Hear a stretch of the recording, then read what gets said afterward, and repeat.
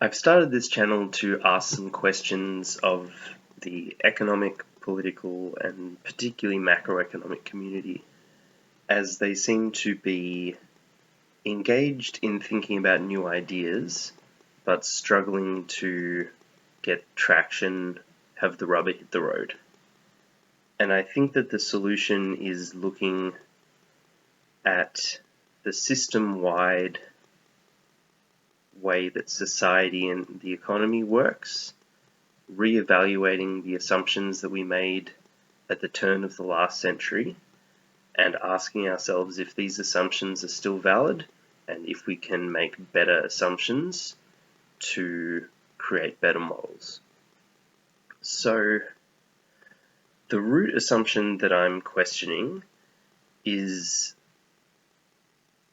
if the entire system was predicated on the idea that supply is limited and demand is unlimited, is that still valid? We're seeing liquidity crises in increased severity and much faster cycles. We can blame the pandemic for this most recent one, just like we blamed the housing bubble for the last one, but functionally, all these issues are the same. They're caused by a lack of liquidity. We didn't have as severe liquidity issues last century, and when they did arise, it was because supply became limited. So we developed a very strong macroeconomic theory to make sure that supply was always and freely available, and developed a vast system to make sure that capital was applied to where it could be most efficiently used to increase supply. If you think that supply is still an issue, I would suggest you go to your local supermarket and see if there's a huge supply problem. Our most recent crises, I note, were not an issue of supply.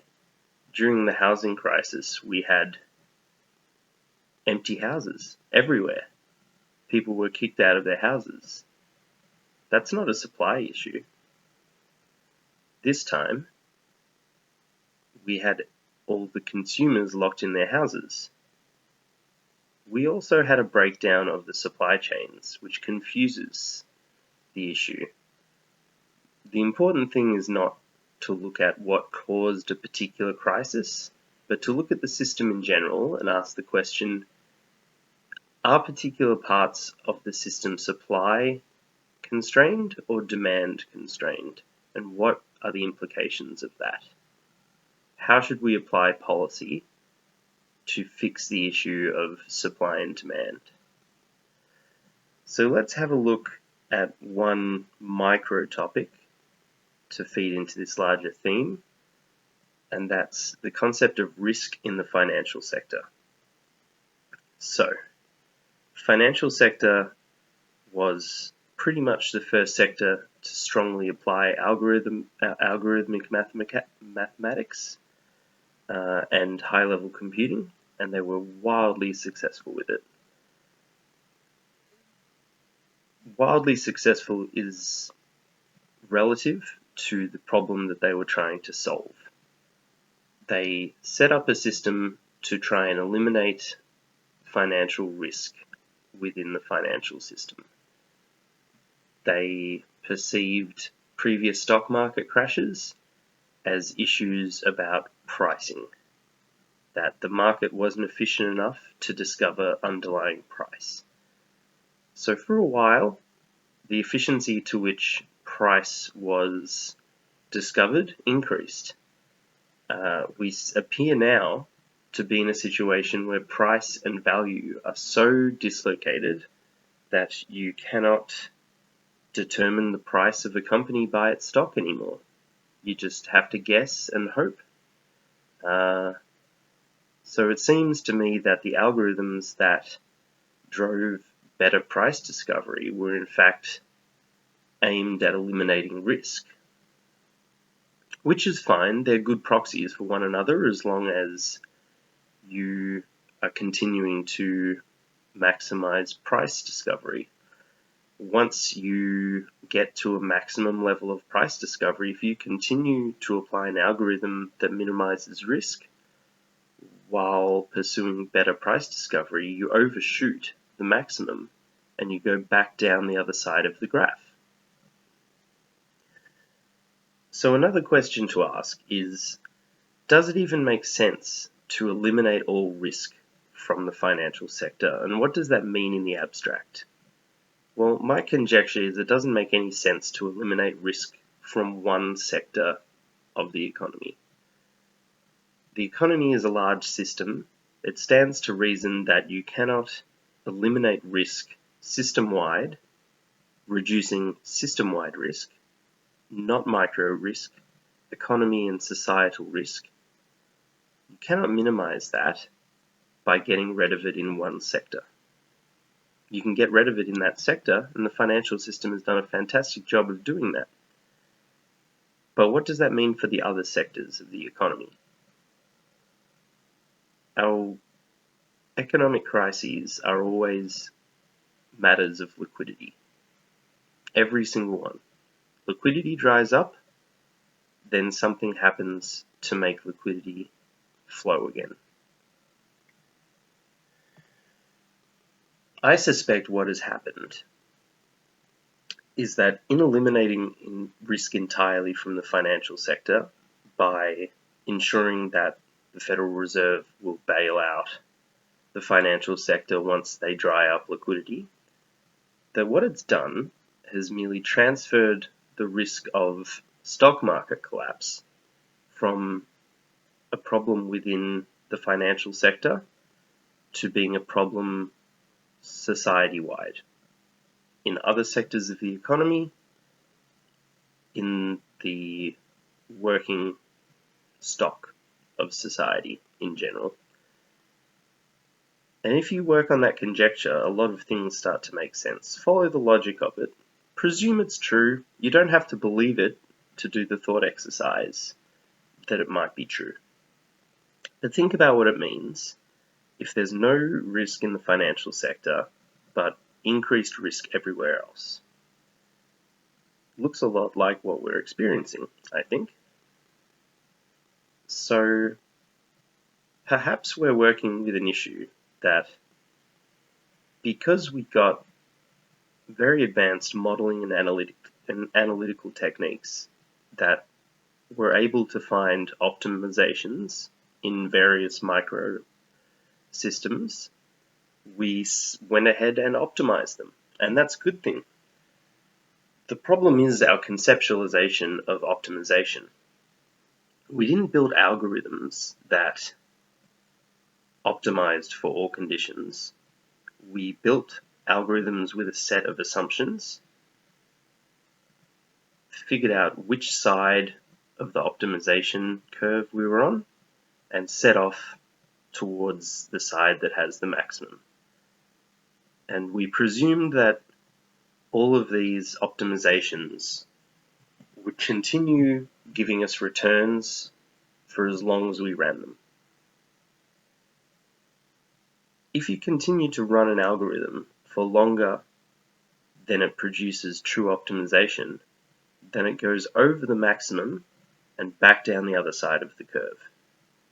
So instead of creating a larger maximum, you're in fact moving further and further away from the maximum.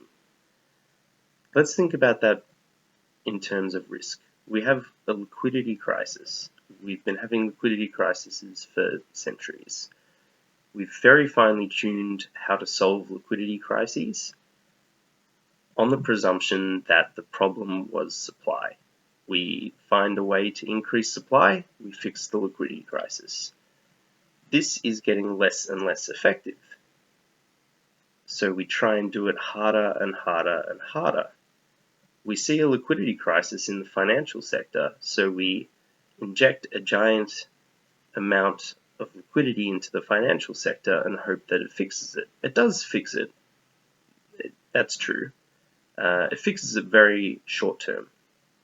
The liquidity goes into the financial sector, and because the risk is so high in every sector other than the financial sector for investment, all the capital gets locked up in the financial sector and other bubbles, most notably the housing market, because those are the easiest places for the capital to flow. They're also optimized to be the most rich returns. That's fine. There's nothing wrong with rich returns. I'm just saying that perhaps we should consider what produces the most social good and optimize the returns in the areas that we want to optimize the returns in, rather than presuming that if we allocate all capital to capital growth, it will eventually filter out to the rest of society. If you have a look at money velocity graphs, they were increasing along with growth up until the 70s. Now, all sorts of graphs went very strange during the 70s, but since the 70s, the money velocity has been slowing down. If you think about what liquidity is in large terms, it's the number of time, it can be related to the number of times a dollar that is put into the economy from the government circulates through the economy. The idea that my payment is your wage. When you reduce the velocity of money, that means each dollar you spend is less and less and less effective in paying wages. So the cost of work gets reduced to zero. And now that might be a result. All I'm saying is we're finding it more and more difficult to pay people a wage that allows them to survive. But we don't seem to have a lack of supply.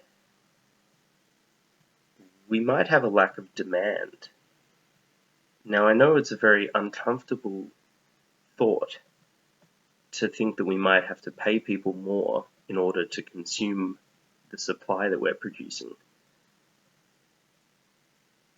We need to start engaging with these ideas, because capitalism is falling apart, and unless we properly engage with these ideas, all we're going to be doing for the rest of time is injecting liquidity into a system that reduces the velocity of money by design, and having less and less effect on those injections of liquidity. We've hyperanalyzed the financial sector to the point where all risk is removed, and neglected the fact that that risk has been moved somewhere else. It's very similar to the concept of government debt being bad but private debt being good. We all participate in the same economy. My debt is your profit, your asset. The government and the private sector are linked. If the government is running lower debt, the private sector has to build up debt in order to supply consumption. We can no longer conceptualize these systems as siloed and unrelated to each other. We have to engage with the idea that society functions as a society, rather than a separate set of disparate microcosms. I think that a lot of the problems that we're seeing are related to wealth inequality. I think we've designed a system to accumulate capital because that is the most important thing when supply is low. Accumulating capital and applying it to where it's needed most. We're seeing the evidence that application of capital is losing its effect. People who are making money seem to be moving away from productive uses of that capital and further into rent-seeking behavior. Financial advisors seem to be very uninterested in giving sound financial advice and more interested in taking as high a fee as they are able to.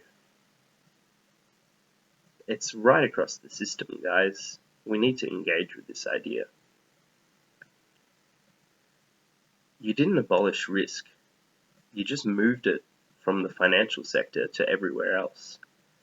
There are so many more uninsurable risks right across the system. It's most exacerbated in America, but it's a problem everywhere else as well. These things are all a function of wealth inequality. And we can either keep pushing wealth inequality further and further away and lock up more and more capital in a giant pile, having it do nothing, or we can engage with the idea that the system is a whole.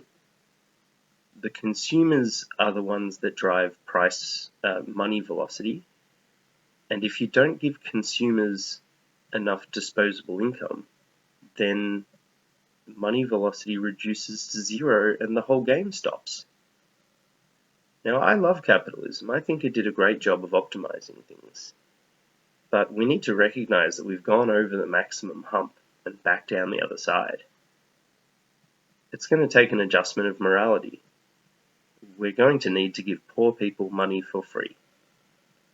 It's really distasteful. It's really counterintuitive. The reasons are clear. We don't have a lack of supply, we have a lack of demand.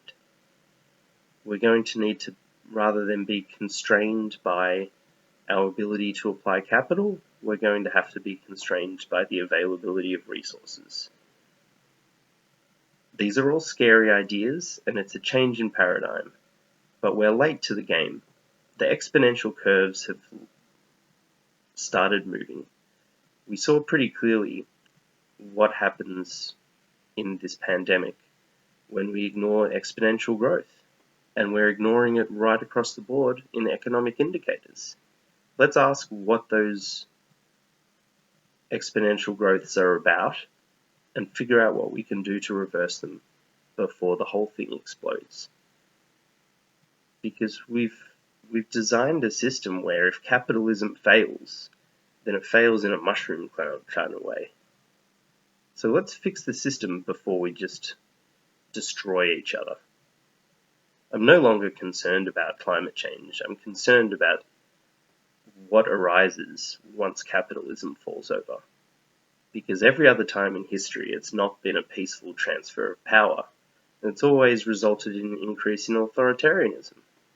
Now, we decided that was a bad idea last time we tried it, and we designed capitalism, essentially, to be the world governance system with international bodies to make sure that capital was distributed adequately. We need to recognize that the paradigms have shifted and we need to adjust the mechanism. We made governments take their hand off the wheel because they were constraining capitalism for too long. And in doing so, we forgot that government serves as a guiding hand. That if capitalism decides that it wants to accumulate capital at the expense of society, then the flow needs to be reversed. Now, I'm not suggesting socialism. I think the problem with the socialism-capitalism discussion is that both of them were alternate theories on how to work under a supply-constrained paradigm. Communism led to people starving. That's the truth of it. I think we're in a demand-constrained paradigm, and we need to wrap our heads around it and figure out a way out. It's not about the micro of inequality, it's about the macro of wealth gaps. If you look at the stats, the wealth gaps are correlated strongly to drying up of liquidity. And our mechanisms for increasing liquidity are getting less and less effective the more we use them. So let's have a good look at the underlying principles. Get back to first principles on a lot of these economic ideas and come up with something better. Thanks for engaging. I'm not trying to rile you up. I'm trying to make you think.